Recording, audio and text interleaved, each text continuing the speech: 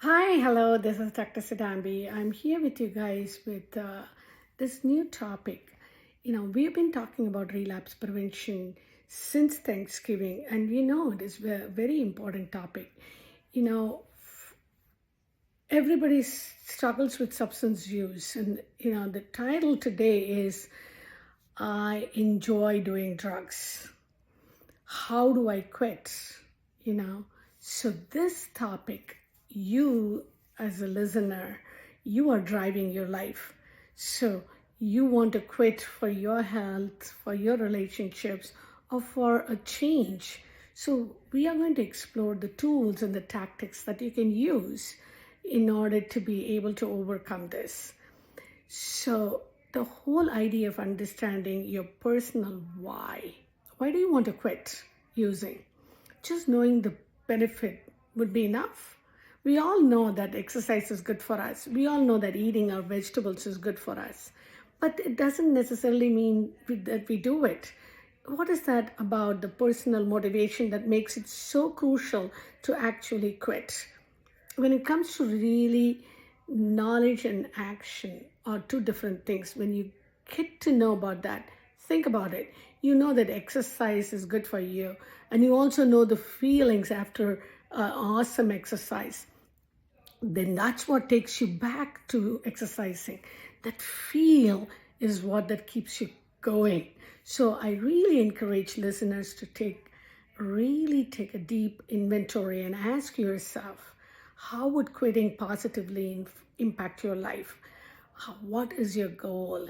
The goal is to have that positive, deep, intrinsic motivation. That's what you're tapping into. So, the seeking professional help, you can get therapy or counseling. So, for some people, that can be quite intense. So, what would you say to someone who is hesitant to go for seeking therapy or treatment? Therapy is not one size fits all. It's really about finding the right therapist and the right approach for you. Think a bit like having a personal trainer. For your mind, they help you identify and strengthen the parts that need work.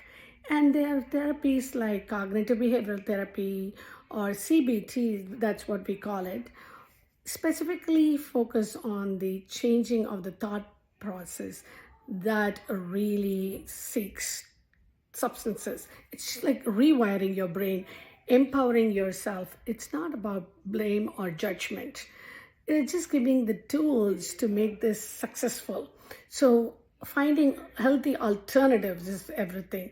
Almost like, if you try to quit sugar almost cold turkey, it's such a torture. Like, it's you need to find new ways to reward yourself, even to besides the sugar rush. You want to find some other alternative. The same thing applies for substance use, quitting, seeking pleasure and reward. So you need to find a healthy way to reward this reward system. Exercise is a great example.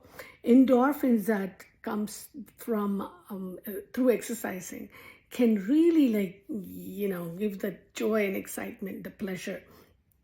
You don't have to go to gym alone, learning a new skill and making valuable interpersonal relationships, whatever kind of makes you feel, that pleasure.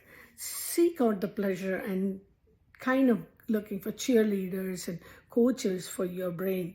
That's what it is. So support, it's not just about friends and family. Think about finding a group where people really get what you're going through. You're not alone, who are going through the same kind of cravings, and they come out stronger on the other side. So like smart recovery, for example, that really focus on building coping skills and motivation. And that sense of shared experience, knowing that you're not alone, that can be incredibly powerful. So it's so validating. So people who really are for quitting cold turkey will be so daunting, and that's not an option. It can be really risky if it's not been done carefully. So we have to create a structured plan, even using medication to manage withdrawal symptoms and then adjusting the plan as needed. It's like a dimmer switch, slowly lowering the intensity until you reach the goal. It's not about just willpower, it's about strategy and having the right support in place. This is a good point. Self-care practice. The self-care practice, I cannot emphasize enough. What is self-care and managing substance use? So imagine a car running on fuel. It's not going to perform well.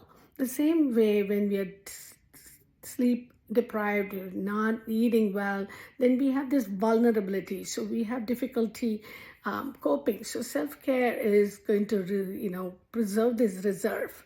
So getting enough sleep and able to eat the right thing will strengthen you, and then you'll be less reactive to your triggers. So you're kind of treating yourself with kindness and support that you would give to your friend.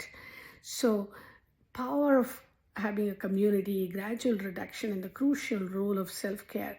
And it's very clear that there's no single right path to quitting substances, but it's about finding what works for you. So as I wrap things up today, what final thoughts or question would you leave yourself with? As you reflect all these, ask yourselves what resonated most deeply with you. It could be spark of a sense of hope or excitement of trying it. That could be your guide to take you to the next step in quitting. So it's a positive change. This is just a starting point. You have the strength within yourself. You have it in you. So you need to really dig deeper in your own motivation and really take the first step. The first step is something that is challenging. And after that, you will be able to guide your instinct. And you can always tap on all the support network that's available. On that note, I'll see you guys with my next topic. Until then, have a good night. Bye-bye.